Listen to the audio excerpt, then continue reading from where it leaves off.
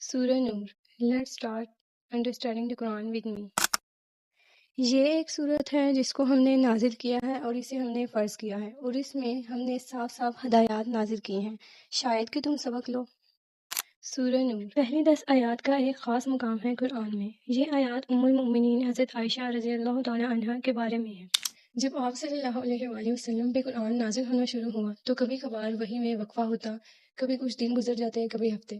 تو جو مشرکین تھے جو اس بات پر یقین نہیں رکھتے تھے کہ قرآن اللہ تعالیٰ کا کلام ہے، وہ آپ صلی اللہ علیہ وآلہ وسلم کے سامنے الٹی سیدھی باتیں کر کے آپ کو تانے دیتے کہ شاید آپ کا رب آپ سے ناراض ہو گیا ہے۔ مدینے میں سچویشن بار بار چینج ہوتی، طرح طرح کے لوگ آپ صلی اللہ علیہ وآلہ وسلم کے پاس آ کر سوال کرتے الگ الگ چیزوں کے بارے میں، پھر آیات نازل ہو جاتی کہ یہ آپ سے اس بارے میں سوال پوچھتے ہیں، انہیں یہ بتا دیجئے۔ اس بات کو سمجھنا کہ اس وقت ان آیات کی شدت سے ضرورت تھی۔ پورا ایک مہینہ وہی نازل نہیں ہوئی تھی۔ آپ صلی اللہ علیہ وسلم سے لوگ سوالات پوچھتے تھے مگر آپ کے پاس جواب نہ ہوتا۔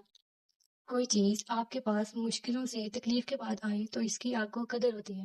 ایک انسان ہے، ایک لڑکا ہے، اس کو اگر اس کے والد کی طرف سے فری میں گاڑی مل رہی ہے تو اسے اس کی قدر نہیں ہوگی، اور دوسری طرف ایک لڑکا جو دن رات محنت کرے، تھوڑے تھوڑے کر کے پیسے جمع کرے اور پھر اپنی ایک گاڑی خریدے، چاہے وہ عام سے ہی کیوں نہ ہو، مگر اسے اس کی قدر ایسی ہوگی کہ اس نے محنت سے یہ گاڑی کمائی ہے، اس کو اس کی قدر ہوگی۔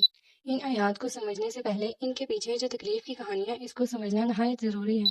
تو اب ہم اس صورت کی پہلی آیات کو دیکھیں گے۔